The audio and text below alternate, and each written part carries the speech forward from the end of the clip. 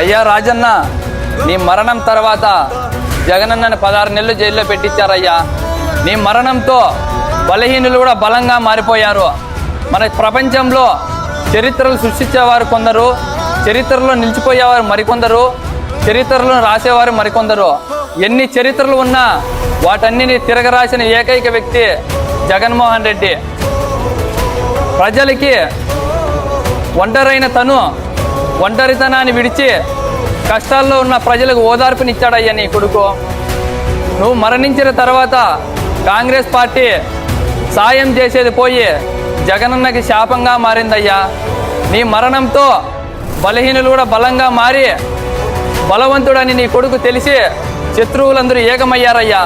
పొత్తులు నమ్ముకోలేదు, చిత్తులు నమ్ముకోలేదు, మీ బిడ్డ ఈనాడు నమ్ముకోలేదు, జ్యోతిని నమ్ముకోలేదు, TV5 నమ్ముకోలేదు, మీ బిడ్డ దత్తపుత్రులను నమ్ముకోలేదు.